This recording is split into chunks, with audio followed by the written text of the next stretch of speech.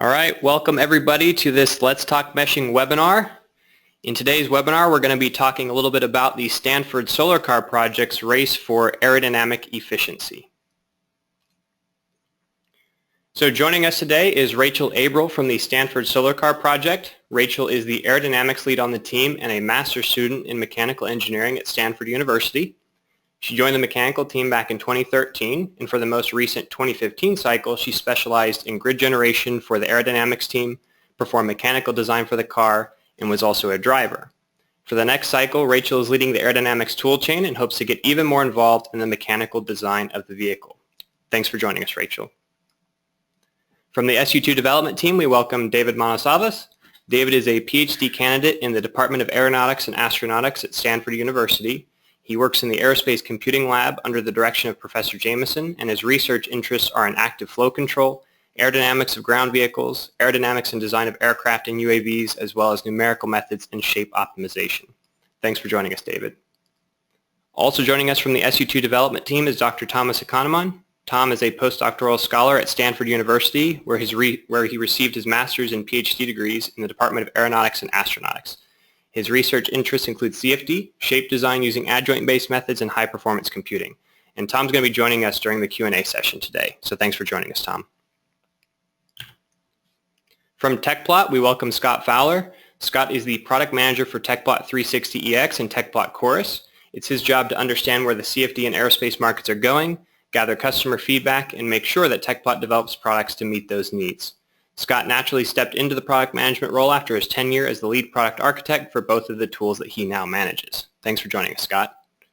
And lastly, my name is Travis Kerrigan. I'm a senior engineer with Pointwise, and my role is to work with prospective customers and demonstrate how Pointwise can be used to improve their CFD process. I also produce technical content such as this while working with customers and software partners to demonstrate best practices in grid generation, solver setup, and solution post-processing. So with that, I'm going to pass things over to Rachel, and she's going to begin by talking a little bit about the Stanford Solar Car Project. So Rachel? Thanks, Travis. Stanford Solar Car Project was founded in 1989, and it's a completely student-run, nonprofit organization within Stanford University.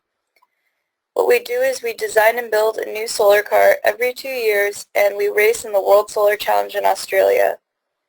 So we have team members across multiple disciplines, including aerodynamics, solar array, battery, mechanical, composites, electrical, and code, and so on. We have about 50 members who contribute, 20 core team members, and 16 or 17 who become a part of the race crew in Australia. So the Bridgestone World Solar Challenge is a 5-day solar car race, and it runs across the entire length of the Australian outback from Darwin to Adelaide. But it's not just 5 days.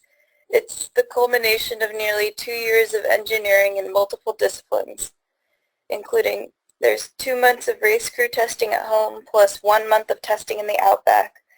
And this is to ensure that the car's systems have been integrated and that the race crew is trained to be a well-oiled machine. Arctan was Stanford's 2015 solar car that competed in the most recent 2015 Solar Challenge. And this is Arctan at the Aerodynamic wind tunnel. So there are 3 big factors key to winning the race. After reliability, which if your car breaks down, it doesn't matter how fast you are. Aerodynamics and solar array basically define the speed of the vehicle. And aerodynamics and array can sometimes have competing interests when designing the car, and we do systems analysis to try to find a good compromise. Stanford competes in the Challenger class, which means that the first to finish wins. The car fits 1 driver and that's it. It's extremely minimalist. If something doesn't make the car go faster, it doesn't go on the car. Now, Arctan was the first time that the team brought the entire aerodynamics toolchain internal and learned to do everything ourselves thanks to our partnership with the SU2 guys. And here's the Aero sub-team hard at work. Aerodynamics is the first thing to happen and the first due date in a solar car cycle. So those of us on the Aero team really got to follow the car's design from start to finish. Beginning in the summer of 2014, we had meetings every Wednesday night in this very conference room. And it was a small group of about 8 of us, and we did over 40 iterations, finally shipping the aero body the following December. So here's an overview of the tool chain that we used for each iteration. Like I said, this past cycle, our aero tool chain got started internally for the first time. Our team had already always done CAD servicing internally, though this part of the tool chain is reliably the most time-consuming part. And then we used Pointwise for meshing, SU2 for CFD, and Tecplot for visualization. Some challenges that we always face and did face this past cycle are the packaging of necessary mechanical components like the suspension and driver, along with race regulations that will tend to limit aerodynamics. So we always have to figure out ways to work around these things. The basic numbers that we're always aiming for are low drag and zero lift.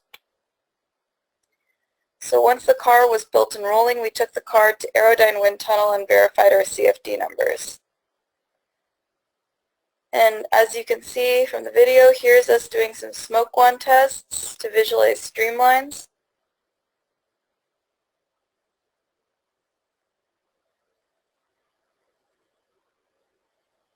And there's a clip of us using tassels to visualize separation.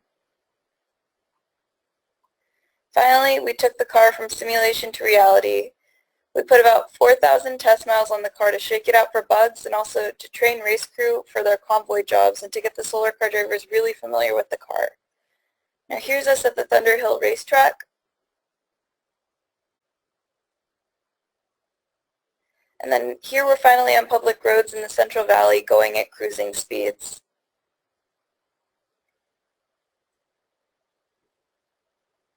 And now you can see one of our drivers getting prepped to drive, getting the radio configured, and this is actually me driving now. And now Travis is going to talk about how Pointwise's mesher was used for our team's CFD pipeline. All right, thank you very much, Rachel. So I want to preface the discussion on meshing by saying that Rachel's actually the one who generated all of the meshes. So she mentioned that they did over 40 different designs, meaning she did over 40 different meshes, each one taking about an hour and a half to do. So what I'm going to be presenting are some of the techniques that she used, but also in preparing for this webinar, her and I started discussing some techniques that they plan on using moving forward, so I'll be presenting those as well. So this is the first thing Rachel would see when she imports that SolidWorks file into Pointwise, basically a model of the car consisting of a number of different surfaces. The next step is what's called solid modeling, and their geometry is very clean. So it came in easily assembled into a single watertight model representing the vehicle and consisting of 46 quilts. Now, those of you unfamiliar with Pointwise, a quilt is basically a logical meshing region. It's a piece of topology relating underlying trim surfaces to one another so that when that model is meshed, each quilt gets its own domain. And a domain is a surface mesh in Pointwise bounded by grid curves where very specific distributions of points and things like that can be applied, and also boundary conditions can be applied for the solver or post-processor. So as you can see, meshing this one model consisting of 46 quilts results in 46 domains, and they don't necessarily represent like engineering surfaces on the car or areas where we would actually apply boundary conditions. So what Rachel ended up doing is joining quilts, assembling them into larger quilts that represent physical components on the car, like the left and right side of the canopy, the front of the vehicle, the top of the vehicle, the fairings, etc. And in doing so, she's really reducing the complexity of the resulting surface mesh, but doing all of this on the solid modeling side before a mesh is even generated. So once she's done this, meshing that model with 15 quilts would result in 15 domains, as you can see in that lower image. So here's a short little clip showing what that process looks like in Pointwise. So just confirming now that there is a single watertight model representing this car, and you can see there's one model, consists of 46 quilts, and 0 lamina boundaries, meaning no free edges or gaps or cracks or anything like that in the surface. Those would be highlighted in red in the display. In this case, it's a nice watertight representation of the car. And now the next step is quilting, basically assembling quilts into larger quilts that represent, physical components of the car. So like the top surface, left and right side of the canopy, And like I mentioned before, a quilt is a meshing construct. It's basically there for the purpose of meshing and sits on top of the underlying geometry, meaning that you can actually break these quilts back up into their original components because we don't destroy topology. And by joining these into larger quilts, you're not reducing any geometric fidelity. You're still meshing on the same geometry. So you really get the granularity that you need for the simulations that you're looking to perform. And so you can see now there are 15 quilts for the car. The next step is surface meshing, and Rachel elected to generate an unstructured triangular surface mesh for the car. In this image, we're looking at a top-down view of the vehicle and 3 different techniques for generating that surface mesh. The first being automatic isotropic curvature-based refinement, meaning you specify a turning angle between adjacent triangles, a deviation from the underlying geometry, and just let it go. And you'll notice that it starts to pick up, the leading edge curvature of the car, kind of coarsens things up on the interior, picks up the back of the canopy on either side of the trailing edge, but results in a ridiculous number of cells, in this case 264,000 cells to resolve this geometry. So what Rachel ended up doing is isotropic manual refinement. So she created a uniform surface mesh on the car and then just selectively refined the areas that she wanted to. So for example, the leading edge of the car, further coarsening things up on the interior of the mesh, picking up that canopy a little bit, and then the back of the car. And she was able to drive down that cell count by more than 50%, in this case down to 108,000 cells. So this is a very efficient way of generating a surface mesh. However, her and I got to talking, and there's an additional technique that could be used to drive down that cell count even more, and that's anisotropic refinement. So this bottom image, as you look at it, looks a little bit finer than the top two, but it has fewer cells still, in this case 77,000 cells, and that's because it was done using anisotropic refinement, meaning we're stretching cells and we're marching right-angled triangles away from boundaries.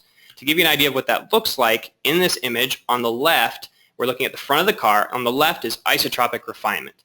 If we wanted to pick up the leading edge of the vehicle, points would have to be stacked in the spanwise or tangential direction to resolve that curvature. And that's a really inefficient way of capturing geometry. Instead, using anisotropic refinement, you can see that we're not stacking points in the spanwise or tangential direction. We're actually stacking them normal to that boundary and growing these right-angled triangles away from that boundary, and that results in fewer cells. Here's a shot of the back of the vehicle showing this technique was used on the back of the canopy, on either side of the fairings, and the back of the car itself. Again, really driving down that cell count. And if you think about it, when we generate a volume mesh, we're going to be advancing off of this surface. So if we can reduce the surface cell count, we can reduce the volumetric cell count as well. Here's a clip showing this in action. Now, this is a technique that we call 2D T-Rex, and T-Rex stands for anisotropic tetrahedral extrusion. It's actually our 3D viscous meshing technology, but there's a 2D equivalent that we call 2D T-Rex. And so what we're showing here is generating just a uniform, unstructured surface mesh on the vehicle. Going to go ahead and organize it, put it in its own layer, and then go to Grid T-Rex, and we're basically going to grow these cells away from the leading edge of the car. So we've selected those domains, and we can go to Grid T-Rex. And what we're going to specify here are the number of layers, the growth rate, and then we're going to pick the boundary that we want to grow these elements away from and specify an initial spacing. So it's that initial spacing, the growth rate, and the number of layers that are going to determine the profile of those right-angled triangles away from that boundary. So I'm going to skip ahead here so you can see what that looks like. So here you can see these right-angled triangles being grown away from that leading edge, and rotating it around, you can see that we do a really good job of resolving that curvature in a much more regular and less faceted fashion. So Rachel had mentioned that they studied over 40 different designs for the car, and some of them were significant deviations over the previous iteration, some of them were smaller deviations. And for those that were smaller deviations that were maybe parametric changes of the underlying geometry, they can use what's known as database associativity to rapidly recreate that mesh. And basically what that is, Pointwise is a bottom-up mesher, meaning we start at the geometry and build a surface mesh and then build a volume mesh. And it gives us a lot of control over that process. And at the base level, there sits the database, which is the geometry. Once that's meshed, you get a surface mesh on top of that geometry, and in this case, we meshed a model, and a watertight model at that, so that means our surface mesh is also watertight, and examining it, we can see that it's 100% database constrained to the underlying geometry. And we can take advantage of this. We could actually export this grid as a Pointwise project file, and the database associativity is stored in that file, meaning each grid point and its associativity to the underlying geometry is retained in that file. So if the team elected to, say, parametrically change the height of the canopy of the car and the rest of the topology remained untouched, read that back into Pointwise, and appended that project with the mesh that they had exported, that mesh would snap back to that underlying geometry. Not only that, Pointwise is smart enough to know that the canopy dimensions changed, and it didn't just stretch triangles on the surface, it actually refined that mesh. So you get the same level of refinement as you got with the original mesh. Okay, so that allows you to reuse a mesh that's already been created for a parametric change in the geometry. Now, what if the team elected to completely change the topology of the canopy, introduce new surfaces, an entirely new geometry? Well, again, because Pointwise is bottom up, you start with grid curves, you build out your surface mesh, you build up your volume mesh. We can just go ahead and delete the surface mesh or the domains that sit on top of that canopy. Okay, so all that's left are the domains for the car, load in that new canopy, and then mesh the canopy and stitch the two grids together. This is extremely important for design optimization where you want the bulk of the mesh to remain untouched, because when you're running a calculation, you want to know that the changes in the solution are coming from the changes in the geometry, not necessarily changes in the mesh. So keeping the majority of the mesh the same is really important for design optimization. So here's a video showing that process. So we've gone ahead and deleted the domains off of the canopy, loaded in the new canopy, going to go ahead and remesh it. So just put a uniform surface mesh on it. We could add some refinement if we wanted as well. And then the next step is to use the grid merge tool to basically stitch these two meshes together by using a tolerance, basically a distance between these adjacent grid points. And that will kind of create a nice manifold surface mesh.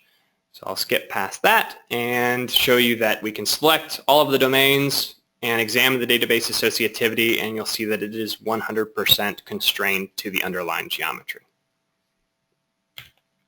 All right, once that surface mesh has been created, the next step is volume meshing, and in this case, Rachel elected to use T-Rex to generate a hybrid viscous volume mesh for the car. Now I'm going to walk through 6 recommended practices for using T-Rex, starting with the surface mesh. So the first thing you want to look at is the surface mesh quality. Why? Well, you're actually going to be growing elements off of the surface mesh. So if you can guarantee that you have a very high quality surface, you'll kind of guarantee that you get a very high quality volume mesh. It's going to go a long way to helping you generate a very high quality volume mesh. So the first metric we like to look at is the area ratio, and it's recommended to keep the area ratio less than 4 everywhere on the surface when using T-Rex. So the area ratio looks at the ratio of cell areas that are adjacent to one another, so 2 triangles side by side, sharing an edge. And by keeping this less than 4, you're basically ensuring that you have a nice, smooth surface, no massive discontinuities in cell area or anything like that over the entire surface.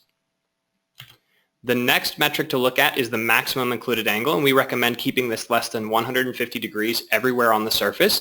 And this gives you an idea of kind of the skewness of the cells on the surface, and it's a little bit easier to visualize. Okay, so these 2 metrics, the area ratio and the max angle, are 2 metrics to look at on the surface before you even think about generating a volume mesh. The next step is to assemble your watertight computational domain, and we call that a block. So Rachel went ahead and built out the far field mesh.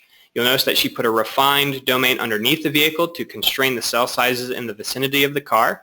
And then using automatic block assembly can create this watertight representation of the computational domain. And it's empty by default because unstructured grids are going to be stored explicitly, and we don't want to populate that domain until you tell us to. In this case, Rachel wanted to populate that block using T-Rex, our hybrid viscous mesher. So in this case, she'll specify the number of layers that she wants, the growth rate, some quality criteria, the initial spacing off of the body of the car, to achieve the y+1 required by SU2, and then initialize. And in this case, it generates about 6.5 million elements in 3 minutes on a laptop. So it's a really quick operation to generate a hybrid viscous volume mesh for this vehicle. Once that volume mesh has been created, the next step is to look at its quality. So rather than exporting it, looking at it in another tool, and then bringing it back into Pointwise to maybe fix any issues, you can look at it directly within Pointwise, and one of the metrics we like to look at is the maximum included angle. In this case, the max value is 167 degrees. Looking at the histogram, we see that this is a very high quality volume mesh. The next metric to look at is the centroid skewness. In this case, the max value is 0.84. Again, looking at the histogram, we can confirm that this is a very high quality volume mesh generated for the vehicle. Something I did want to mention for those of you joining us today, kind of a sneak peek at Pointwise version 18 is quad and hex dominant meshing. So in Pointwise version 18, you're going to be able to generate these quad dominant surface meshes. It's going to allow you to drive down cell count even more, but also maintain orthogonality and flow alignment, and then generate unstructured hexes in the boundary layer that transition to isotets in the far field. Again, kind of a sneak peek at version 18 for those of you joining us today. The last step is setting up the boundary conditions and then exporting to the solver. In this case, Rachel set up the solver as SU2, meaning that when exported, we're going to export the native ASCII.SU2 file. And then she could also have specified CGNS because SU2 can read CGNS files. And because she set up her quilts and domains early on in the process, not only can she specify boundary conditions for the inlet, outlet, far field, etc., but also instead of just one boundary condition for the body of the car, she can have separate boundary conditions for each of the domains for post-processing purposes. As you can see here, the bubble or the canopy has been put in a boundary condition, the fairings, etc. And then on export, there's an option to combine anisotropic tetrahedra. Now, T-Rex actually generates right-angled tets in the boundary layer and then transitions to isotets in the far field.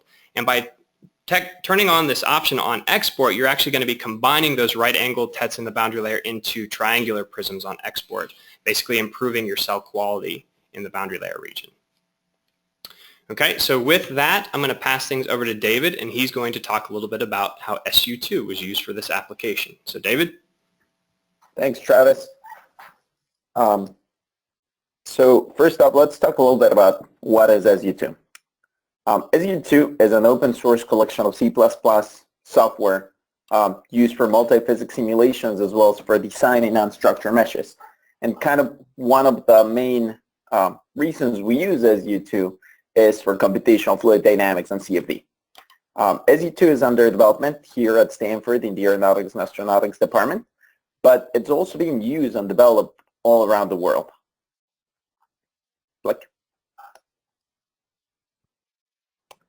Since we released it in January 2012, we've had over 350,000 web visitors over 172 countries. We literally have tens of thousands of downloads, around 7,800 email addresses on our user list, and we have people in the developers list and currently developing the code in over 140 of them all around the world. And the main reason we have been able to push this code and continue with this project is because we've decided to keep it open source. And on top of that, we'd like it to be really easy to install and really portable, so we've kept that in mind when developing. By the use of C++, we'll be trying to make it very readable, really to reuse it, as well as to encapsulate it into libraries that can be easily modified and moved around. Using Python, we'll be creating wrappers around the code. We've started to introduce more flexibility to the code as well as automation, especially when it comes to design. And since a lot of the people who use SU2 would like to be able to scale it to bigger clusters, we focused a lot on high performance to make sure that this code is capable of running really large cases and give you valuable results. We really believe in the open source culture because it really has tremendous potential. It allows us to be able to tap into the talent of people all around the world without needing to have an actual geographical connection. By keeping it open and in web-based platforms like GitHub, we really remove geographical limitations when it comes to collaborating. And this, at the end, increases the pace of innovation in computational sciences as well as in CFD. Thanks to all that collaboration and all the work we've done on people all around the world, our code right now is able to handle a lot of different regimes of flow. Some of the examples that we're giving here and that we've published on is on transonic flow, such as the Airbuses and Boeings of the world, big commercial airplanes that are going really close to the speed of sound. We've done some work with supersonic and N+2, N+3 type concepts on which we are trying to design to reduce drag as well as to reduce the acoustic signature on the ground. And one of the examples that we're actually talking about right now is Incompressible, where we are designing and working with vehicles, ground vehicles. And once we decide on our application, in this case the solar car, it's simulation time. The idea is to be able to take SU2, put it in a computer, and start working with that. And the way how you'll go about it is going to one of our websites where we host the code and be able to get a distribution, starting from the binary distribution, on which it will give you the chance to be able to taste a little bit of what is to work with SU2. It has limited features, but it's a good way to start. After you get your feet wet with this, you can go to the source code to be able to download it directly from GitHub and be able to start using parallel computing as well as to control more of what the code's doing for you. To get you started, we have a wiki as well as tutorials that will be self-explanatory and will help you really start using all the features available to you in SU2. And if there's any questions, we also have a CFD online forum in which you can share with the community as well as with us and other developers around the world. So once we put SU2 in a computer, you take a mesh like the one that Travis has shown you how to do. You need to develop a config file, which is really a text file. And in this webinar, we've decided to just kind of walk you through some of the most important features of this config file for the case of incompressible flow over a solar car. So one of the first things to look at when you open the config file is the type of physical problem. Since we're trying to model real air over the car, we want to use the Navier-Stokes equations. And due to the regime at which the car is moving, we want to choose a turbulence model, in this case choosing the Spalarid Alma Maris. And like I mentioned, the regime on which this vehicle is being simulated is incompressible. In addition to that, on an incompressible solver, to be able to determine the conditions at which the car is going to be moving, we need to specify the free stream density, the free stream velocity, and the free stream viscosity. In that way, our solver knows how to simulate the flow around the car. Once that has been specified, it's the turn to specify how are we going to treat the car. In this case, we're using this markers to determine how we're going to specify each portion of the car. We are combining the body, the bubble, the fairings, and we are specifying them as heat flux of 0. In this case, we're guaranteeing that it's a no-slip boundary condition. We are allowing boundary layers to form, mimicking what will happen in real life. We choose the inlet to be the free stream velocity, as we are trying to model here a wind tunnel, and then the outlet to make sure that the flow can go through one end of the wind tunnel and exit the other one. And to model the wind tunnel, the ground and the walls, we are assuming a slip boundary, as most wind tunnels nowadays have boundary suction conditions on which they eliminate completely the boundary layer. And this is what we are achieving by creating a slip boundary on the ground and the walls. In addition to that, when we are doing some of the post-processing and when we are looking at our simulation and its convergence, we are interested in looking at the forces in the car itself. And that's where marker plotting and marker monitoring come to play, as we are selecting all the surfaces of the car to be able to track how is the convergence of the integrated forces in those particular surfaces, as well as writing them on a history file that will be opened up later. After that, we need to choose a numerical method. In this case, we've chosen the row scheme and second order, and we've, as well as using a first order turbulence model, which are just the industry standards when using CFD. And then finally, we have to specify what's going to be our inputs and what are going to be our outputs. In the case of the solar car, we're using an SU2 or a data SU2 format mesh named SoundWhale40, and we're specifying that the format that we're using is SU2. And like Travis mentioned before, we can also support CG and S files just by changing the name and the format within this config file. And for the output, we've chosen to go with Tecplot binary. And the main reason for going binary over ASCII, which we also support, is because it's faster to write, it's faster to read, as well as it uses less space in your hard drive. So once we've set up the config file and we have our mesh, we can go to our command line and just start running the case by using one of our Python scripts if we want to do it a little more automated with different processors. In this case, we are using 100 processors. And once we click enter in this line, our code will start running. We'll be able to see iterations, the time it takes for iterations, the evolution of the residuals, as well as the evolution of our integrated forces. One kind of rule of thumb that we have is to not use more than 5,000, or sorry, less than 5,000 points per core.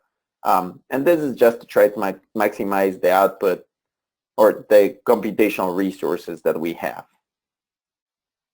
But once we've actually gone through the process and being able to install SU2, we've run SU2, and as a result of this computation, we're going to get a couple different files. But the ones that I want you guys to focus on are on the history.plt, which, as the name says, is a history of the conversions of the file on each iteration, flow.mesh, and flow.sol, which is a combination of binary files that will give you the solution on the volume, as well as surface flow.mesh and surface flow.sol, which is a combination of binary files that will give you the solution on top of the car. And to be able to visualize it and get a picture like the one that you're seeing on the screen, we'll use something like Tecplot to be able to see the trends and start making design decisions. And with that, I'd like to pass it to Scott from Tecplot to tell you a little more about it. Thanks, David. So again, my name is Scott Fowler from Tecplot Incorporated. We've been in business for about 34 years now, founded by Mike Peary and Don Roberts, pictured there on the left. They're actually Stanford graduates, so it's awfully nice to be here talking about the Stanford Solar Car team and SU2. So to understand SU2 results, the Stanford Solar Car team used Tecplot 360EX. The first thing that they needed to do was understand if their CFD ran correctly. So they used the history PLT file that David just mentioned to look at their residuals. So here you have a nice line plot looking at the residuals. They were also looking at the integrated quantities. They wanted to minimize drag and get lift very close to zero. So here's a plot of the integrated quantities. And then finally, they're looking for areas of drag on the vehicle. And that's commonly visualized by looking at pressure contours, which you can see here, as well as streamlines. So how did the Solar Car team use Tecplot 360 in their design iterations? So they had a pretty nice process set up where they would do each design iteration, and they had a set of predefined images that they could create using Tecplot layouts. So a layout is just a set of instructions to tell Tecplot 360 what data to load and then how to represent it in the view. So you can see a couple of images here that they created. The one on the left is, again, surface quantities of the pressure coefficient and streamlines going around the vehicle. And then on the right, they have a number of different views of the vehicle, again, showing the pressure contours. So in working with the Solar Car team, they wanted to understand other ways to visualize their data to learn more about it. And we'll talk about that in just a second. So again, as David mentioned, prefer binary over ASCII. ASCII has its place. It's quite easy to read, human readable, but it's quite slow to load, especially for large data. So it's best to use binary if you have 2D or 3D data. ASCII is fine for line data. And as you can see in the table below there, the vast benefit of using binary data.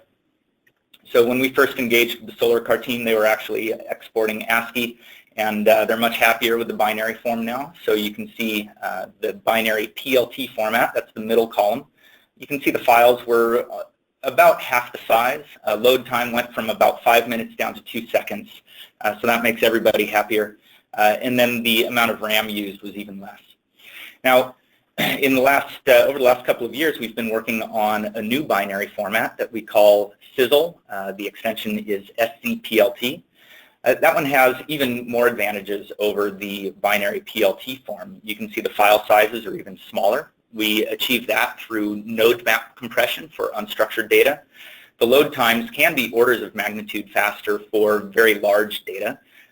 The Stanford Solar Car grid was only about 7 million points, so that didn't result in orders of magnitude faster load times, but we have seen orders of magnitude faster load times for data sets on the order of 100 million or even billion cell cases. And then one of the really critical things with this new binary format is we use much less RAM. So you can see the RAM overhead here is very, very small. Even for a 500 million cell case, you can load that with under 2 gigabytes of RAM. So you can now make the impossible possible using the SCPLT format. So how do you get your data into binary form? As David mentioned, you can configure SU2 to use Tecplot binary, as he pointed out in the config file. SU2 takes advantage of a library that we produce and freely distribute called TecIO, which can allow you to write out the PLT form as well as the sizzle form of the data. You can also convert your data to binary using Preplot. Preplot is an executable that is distributed with Tecplot 360. It's not licensed, so you can run it free of charge. And it's a very simple command line tool. It takes as the first parameter an ASCII file, and as the second parameter the resulting file that you want to write out to. And then finally, you can always read your data into Tecplot 360 and write it back out. So moving on to actually some new visualizations that we've helped the Solar Car team create. This is one using stream ribbons. In their previous visualizations, they'd been using stream rods. Ribbons are interesting because they help you visualize turbulence. You can actually see twist in your flow using a ribbon. A ribbon is actually 2 streamlines seated right next to each other, what we call a core streamline and a sidecar. And then we stitch those together to create a surface.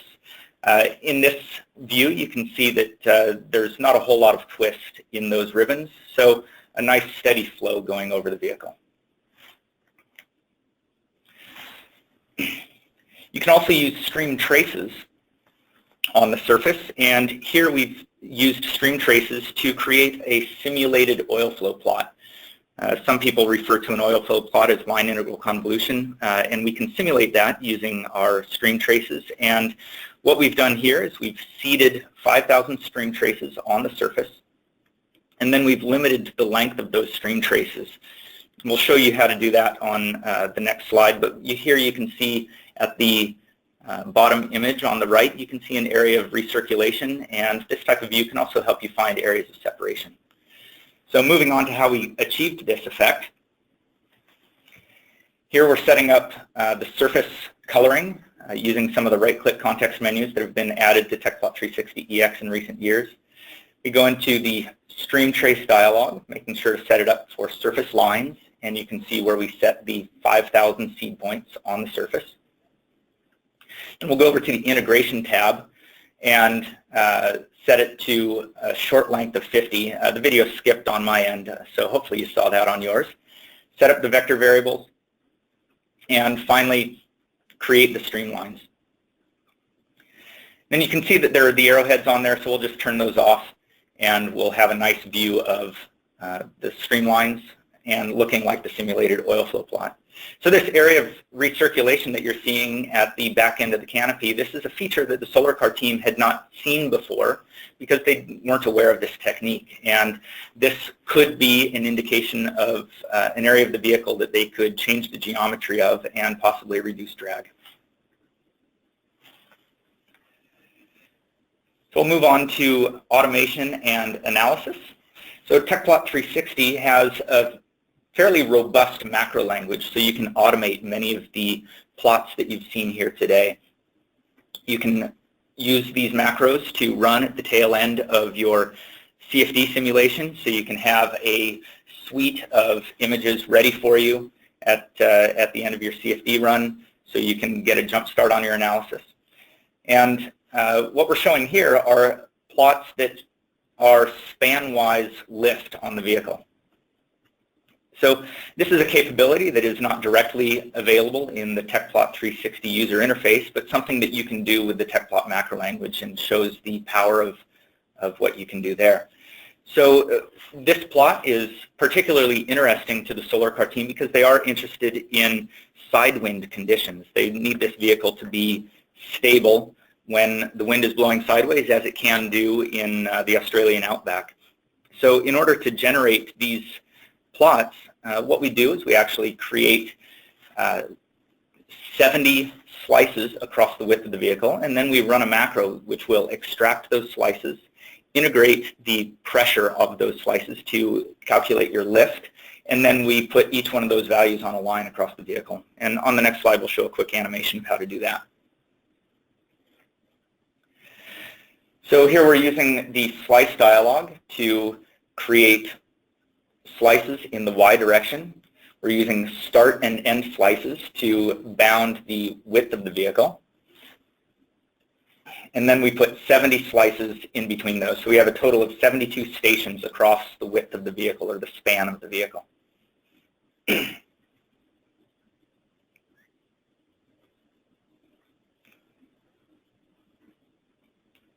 On my end, the video has stalled, so I'll just keep talking through it. And then we go through and we run a macro, and the macro in the back end will do all the calculations that I mentioned on the previous slide and end up giving you this nice image. And again, this is something that you can tack on to the end of your CFD run and have these images waiting for you for each design iteration. So I'll pass it now over to Rachel for some conclusions.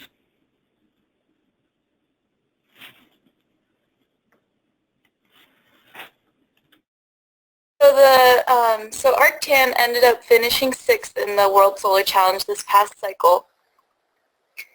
And based on race strategy data, it was our fastest car to date, but there's still a lot of room for improvement. And on the whole, our team is looking to take every aspect of the vehicle to the next level. Better meshing techniques on the aerodynamics side mean we're going to be more efficient computationally and more likely to converge. We want to take advantage of SU2's advanced features this time. We'll lay out a little bit of time for that at the end of our aero toolchain, our aero cycle. We want to look more into sensitivities rather than just large-scale changes for mechanical component changes. And like I said, aerodynamics is the first thing to happen. It affects everything else on a systems level, from solar array performance to mechanical packaging to vehicle handling. And we want to do that analysis from the very beginning in tandem with our aerodynamic iterations. If you're interested in following our progress, you can follow us on our website or on our Facebook page. Thanks for listening. Thank you very much, Rachel. And thank you all for attending our webinar. I did want to mention that a recording of this webinar will be available on our website by April 8th. You can access that at pointwise.com/webinar. If you have any questions about the Stanford Solar Car Project, you can contact them at their email address. If you have any questions about Pointwise, you can email me. Any questions about SU2, you can directly email David. And if you have any questions about Tecplot, you can email Scott Fowler directly as well. Something I did want to mention before opening it up for Q&A is our Pointwise user group meeting coming up in September. It's the 21st and 22nd of September.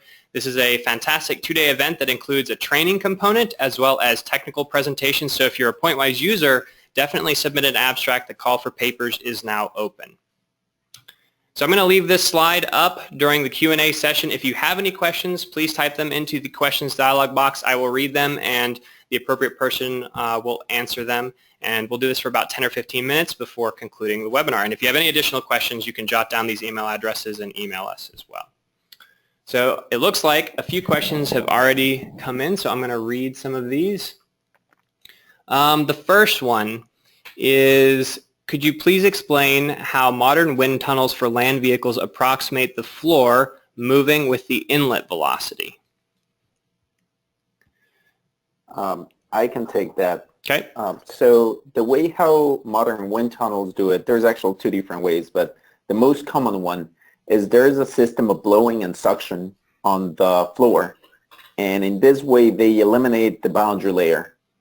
And the hope in there is that when you are driving into the road, you are not seeing a preformed boundary layer in there. So by removing this, you are narrowing the gap between what you're testing in the wind tunnel and what you're actually testing or what you will be seeing when you're driving a car.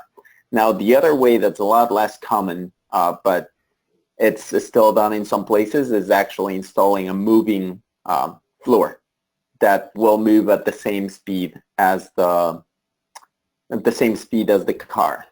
Now, the way how we tested the solar car was on the former, with a system of blowing and suction that removes the boundary layer, closing the gap between what you will see when you're driving and the actual test setup. Okay, thanks, David. Here's another question. Was there a design target to place the total drag force vector in the middle of the vehicle between the left and right wheels?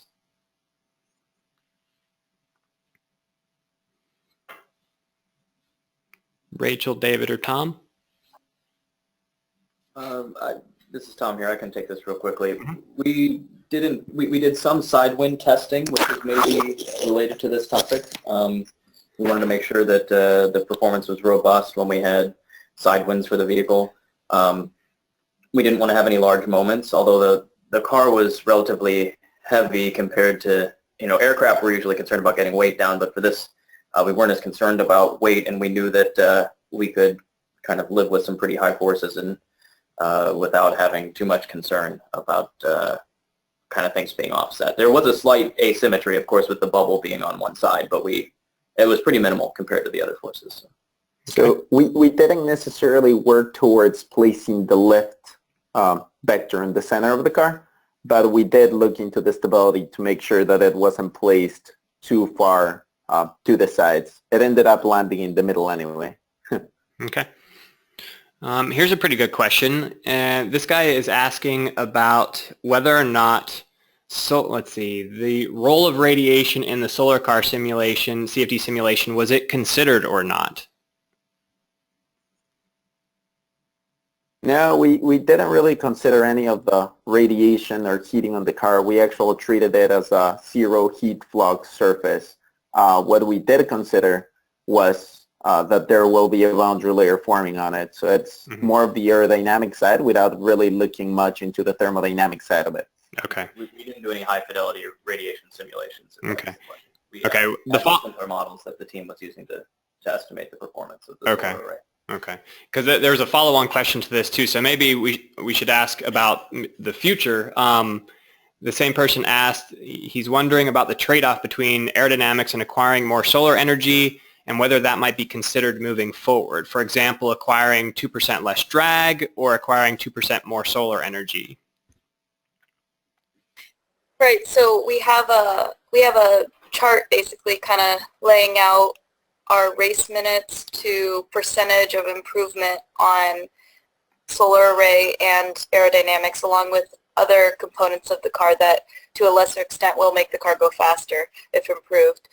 And so yes, every cycle we do look at that, and we use programs that have been created by our alumni to look at solar array performance for a given solid model for the top surface of a given model that you've seen here today.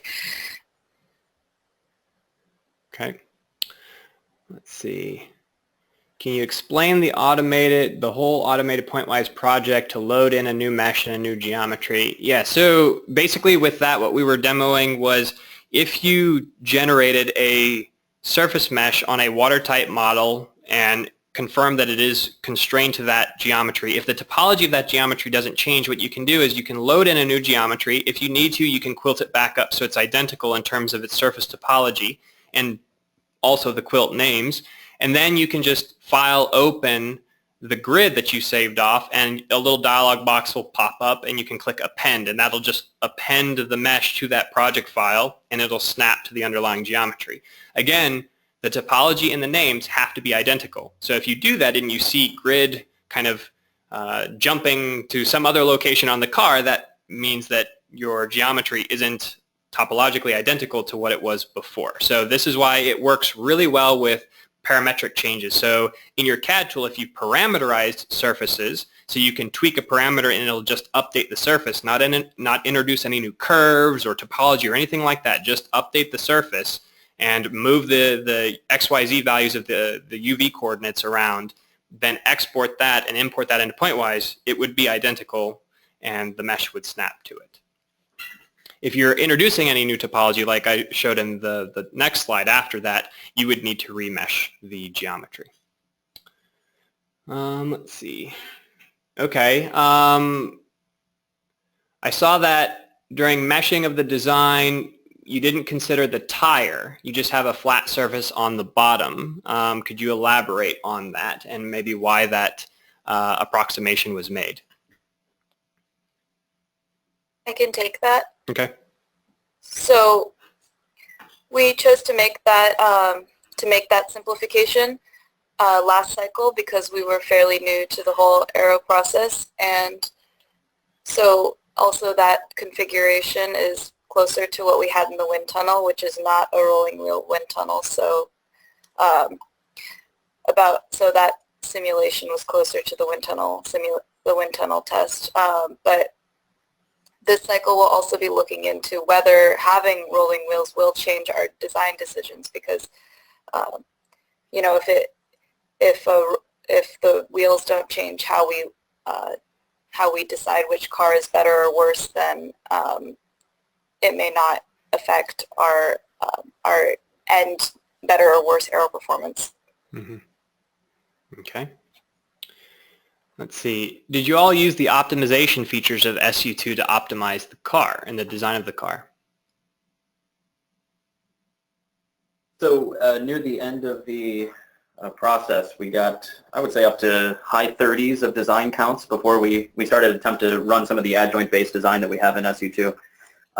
So we did successfully use a little bit of the continuous adjoint in SU2 to sort of guide our design decisions. So what we would do is compute the surface sensitivities on the vehicle surface, which tell you sort of whether to push in or pull out different places on the body in order to reduce your functional, like, drag. And so we used this kind of manually to make tweaks, and the team was able to pull that information back into CAD and deform things to get better performance. Right at the end, we were starting to use some of the deformations, some of the automatic shape design capabilities, but we didn't quite have enough time. So we really only got to exercise some of the stuff manually. But I know the team really wants to look forward to using that next time. They're really looking forward to it, so we're going to get there. Okay, thanks, Tom. Let's see. Can you comment on the choice of Spolart-Almaras turbulence model for CFD rather than, for example, K-Omega?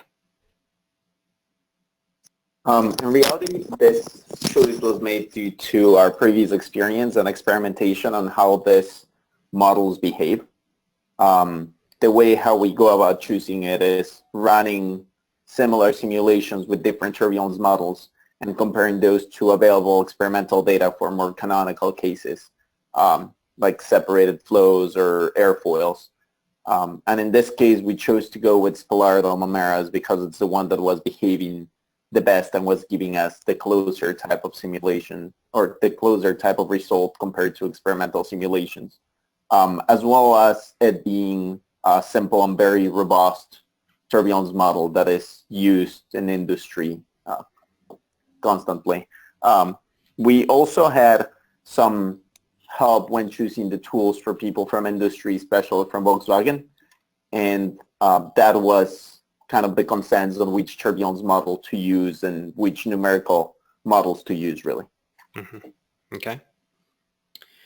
Let's see. You might want to also take this one too, David. How do you, maybe you can describe how you make a moving wall for the floor in the simulation setup. So in the simulation that we did, we actually didn't create a moving wall. What we did was mimic what will happen if the boundary layer was absorbed. And the way how we went about doing this was by creating a slip wall in the bottom for the floor and for the walls. And what the slip wall is really an Euler wall, if you're familiar with CFD. And what it does is it does not enforce a zero velocity within the wall. It only enforces no penetration. So the flow is not allowed to go past that wall, but it's also not being stuck by the zero velocity on the surface. So the effect that this creates is that the flow will just move parallel to to the surface, parallel to the floor and the walls in this case, but will not be building a boundary layer. And as I said at the beginning, this approach was taken to mimic what a wind tunnel, a modern wind tunnel will do when it is suctioning the boundary layers and trying to eliminate those while still allowing the flow to move parallel to it. And I'll add, if folks do want to run with moving walls, we do have a no-slip wall condition that you can use inside of the code that will let you set a velocity of the wall. So you can accomplish this both ways. We chose the flow tangency condition, but we do have examples of simulations where you can set a wall velocity with a no-slip condition. So that's in the code. Okay. Rachel, maybe you can comment on this. Why is the canopy on one side and not in the middle? So the simple answer is that we wanted the car's driver to be on the correct side of the road when driving on the wrong side of the road in Australia, if that makes sense. So we're driving on the right side of the car and the left side of the road, which is the proper configuration in Australia. We also did look at which direction prevailing winds would be occurring, basically across the entirety of the race, to see if we should consider moments. But the biggest factor was probably just having the driver be configured correctly for our race setting. Okay. One more thing that, sorry, Travis, that we just wanted to chime in as well, is that by putting the car or putting the canopy on the side rather than the center, we could take advantage of the space already being used by the fairing, and in this way be able to reduce a little bit the thickness of the car, which in turn reduces a little bit the drag as well. So on top of it being a decision to be able to make it easier to drive, as well as to handle the winds, it was also an aerodynamic decision when it came to placing that canopy in one side or the other, as well as for the solar panel point of view, as it gives you the chance to not have the shadow on top of the panels at all times, which you'll have with a center car. So at the end of the day, it was kind of a compilation of factors that drove to putting the canopy in one side rather than in the center of the car. Okay. Let's see. Some of these are duplicates. Let me go down a little more. Okay, is there a sample case provided with SU2, or are there plans to provide maybe like a sample automotive case with your code as one of the tutorials? Right now, we don't have a full configuration for a car, although we do have several projects and people that are working on these things. So we have some simple incompressible cases that are in the test cases as we speak. I guess I would have to ask the Solar Car team if they have any dummy models that they'd like to share, but we do have other folks, including David, who's working on some incompressible automotive type calculations. So, if you contact us, we'd be happy to share things that we can. Those are a little bit large. They might be tough to post online, but we'll look into it. Okay. We also have some more canonical cases that represent kind of the flow regime close to what you will see in an automotive car. So it's not necessarily the mesh that will represent the car, but you can have the Ahmed body, for example, which is a simpler body with the same regime as what you will have with a car, and that is in the test cases. Okay. Let's see. Here's another question. My question is, what would be the difference of using incompressible versus a compressible solver with equivalent Mach number? Would you get the same results? Yeah, so we actually tried out both cases. So as folks probably know, SU2 is more traditionally a compressible solver. The numerical methods inside the code are sort of more traditionally for compressible flows. So we tried both the incompressible model that's inside of the code, which it's an artificial compressibility method, where it's still a density-based solver, but we sort of replace the continuity equation with a sort of a pressure derivative term. And we tried out both of these, and results. The Mach number was, I think, down around 0.2 one. It was borderline where we typically run compressible cases, and we just found that the convergence and the behavior was just more robust with the incompressible solver, so we went with that. That being said, you know, the Mach number wasn't so low that this was something you couldn't calculate with the compressible solver. We just saw the performance was being much better with the incompressible solver, so we went with it. Okay, for this type of configuration, which mesh topology works best, unstructured or multi-block hex? So from my experience in the stuff that they're working on, studying over 40 different designs and meshing each one, at least for the first study that they did, kind of the hybrid viscous mesh approach that they took was the best in my opinion, because it allowed them to rapidly recreate a mesh using the same spacing constraints and things like that. If they started doing some more parametric studies, it might be more advantageous to generate a multi-block structured mesh and then swap in and out geometries and kind of reproject surface meshes onto updated geometries and things like that, or automate that multi-block process using a script. But again, in my opinion, if you're changing the configuration as much as they were early on, it's more advantageous to use a hybrid viscous volume meshing technique like T-Rex and the unstructured surface meshing technique, as it's more automated. Let's see.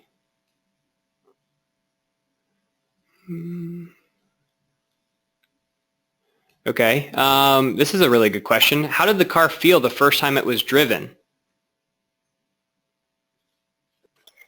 Geez, that's actually hard to remember the first time I drove the car.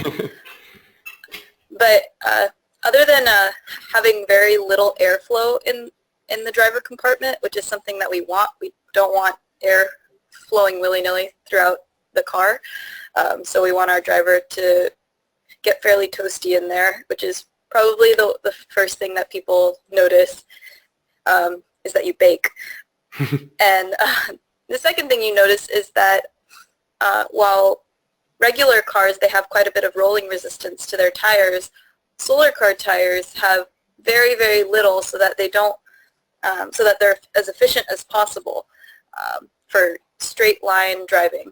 And so the thing you notice the most is that, oh hey, I've let off the accelerator, but I'm not slowing down, which is a little jarring at first, but you know, it's great when you think about the goal of not losing any of that energy. And Rachel, how close did it align with your expectation based on your performance analysis of the car? Well, you know, do you mean from this drag number equates to this sort of feeling of the car? Maybe. or how fast it would go, that kind of thing. Right, so that's a combination of solar array and drag, and so that kind of thing. So that actual just objective performance, things ended up aligning pretty well at the wind tunnel. You know, we verified that we've had 2 cars verified now, wind tunnel against CFD, and had pretty similar results. So, you know, we could kind of get the delta from that, and we did end up, like I said, having an overall improvement in the vehicle's performance. Now, it's really difficult to say in real life what percentage came from the array and what percentage came from aerodynamics improvement. And so that's always the struggle, that system's configuration. Okay. Let's see. David and Tom, how long did it take to run one simulation? Well, we were running in a big cluster that was one of our sponsors for Solar Car was able for. And I believe it took a couple hours when we were running the car using as many processors as we could. I believe for this car we're using around 200 processors. And in 1 to 2 hours we will be able to have a converged solution for the car. Okay. With regard to sensitivities, which regions of the car had the greatest impact on the lift and the drag predicted? Yeah, when we computed the sensitivities for for the car, we were often looking at the leading edge of the fairings, the trailing edges of the fairings. Basically, the sensitivities wanted to shrink the car. They basically said make it as thin as possible, get rid of all the volume, essentially. But we knew that some of the hot spots were the intersections of the fairings with the main body. Right behind the canopy was something we were concerned about in terms of separation. So yeah, we mostly looked at how we could sort of do fine-tuning near those intersections of the fairing with the main body with the sensitivities. Okay. In the wind tunnel, was it possible to see where the flow transitioned from laminar to turbulent, and if so, where did it take place? Not necessarily the transition between the two of them. We did not have the proper equipment to be able to see that, like a small microphone to try to hear two acoustic signatures per transition. What we were looking for in the wind tunnel mainly, in addition to the integrated forces to be able to validate it with our CFD models, was separation. And that's why in the videos that Rachel showed, you can see us using a smoke wand and kind of passing it around the car to see if there were any areas that will become turbulent and separate, as well as putting the tussles in the car. We're more driven towards trying to find separation, which in this particular application is important since we're trying to streamline the flow as much as possible. Fortunately, after doing all that, we found out that, in fact, the CFD design actually worked fairly well to be able to eliminate separation anywhere in the car. But we were not able to really determine where transition happened. On the design mindset, we were hoping for a laminar flow for the first third of the car, give it or take, but it's really hard to actually say if we were able to achieve that or not. Plans for a transition model in SU2? Yeah, so we have one that's mostly complete. We have a couple developers that have looked at it in the past. We're still kind of picking at it. It would be, I would consider it in development mode still. But there is a branch on GitHub. If there are any developers out there that are familiar with some of the transition models, the Gamma RE Theta model in particular is the one we have mostly implemented. If anybody wants to help out finishing it off, let us know. But it's there. We're working on it. Okay. Could you maybe elaborate a little bit on where people can download SU2 and what platforms it's available, just in case they weren't here for that part of the presentation? Sure. So SU2, the code itself mainly lives in GitHub. So by going to the github.com/SU2 code /SU2, you will be able to go ahead and download the source code. I'll be able to see the wiki, the tutorials, as well as the instructions on how to install it, how to set up everything to be able to use MPI and use as many cores as possible. But if you're looking into binaries, we have those in our webpage. That's su2.stanford.edu under the download tab. And the platforms for which we have it available are Linux-based, like Macs, any kind of Linux distribution. And previous versions of SU2, we've had them available for Windows. And I believe this version that has just been released about a couple, like yesterday. Yeah. We just released a new version, by the way. And that one will be available for Windows hopefully soon as well. We are working really hard on trying to get that working fine. But right now we have them available for any kind of Linux distribution as well as Mac. Yeah, I'm glad you asked. And yesterday we released version 4.1.1, and those are up now. The binaries are up. So check that out. Okay, this is a really good question. Would it be possible to eliminate the wind tunnel and solely use CFD for this problem?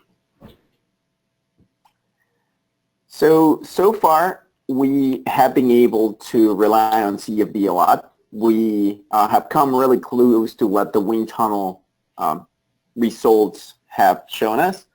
But my personal belief is that since we are using computational models and different geometries, and to a certain extent, we, with the computational side, will not be able to simulate separation, which is one of the big problems in CFD.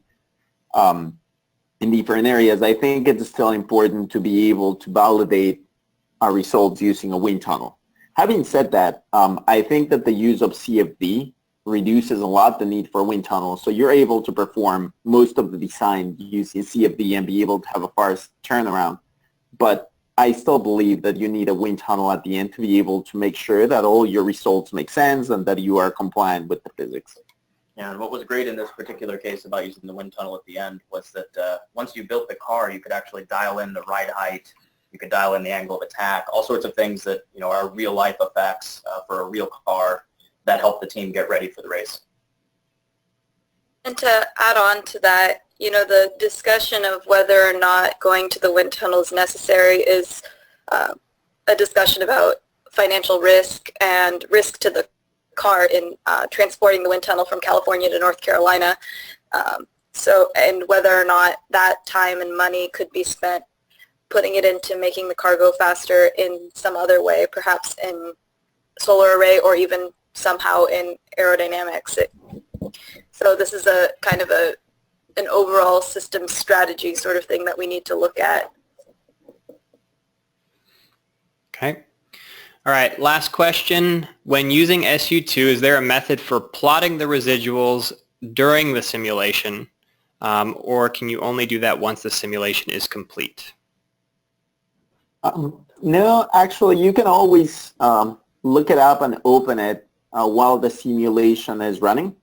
You can always open your history file and see how is it going, how's it doing. But you got to be careful when you do that to not overwrite it, because once you overwrite it, then you'll start having inconsistencies and the file will not continue to be updated.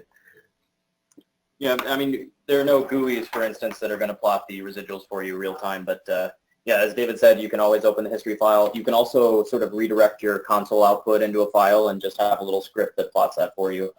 I play around with those kinds of things often just to check how calculations are coming along. But your typical scripting type stuff or looking at it in Tecplot is what we typically do. Okay. Let's see. Okay, one last question. How is the design choice made to have one fairing on each side instead of having one fairing for each wheel? So part of that is mechanical packaging and part of that is aerodynamics, right? So the decision to have a single long fairing on the driver's side it makes it significantly easier to fit a driver in the vehicle without cutting them in half. Then the decision to have two fairings or one long fairing like we did on the non-driver side, it was a decision about mechanical packaging and where does your battery pack go, how are you going to access your battery pack, and all the components that you're planning on putting on that side of the car.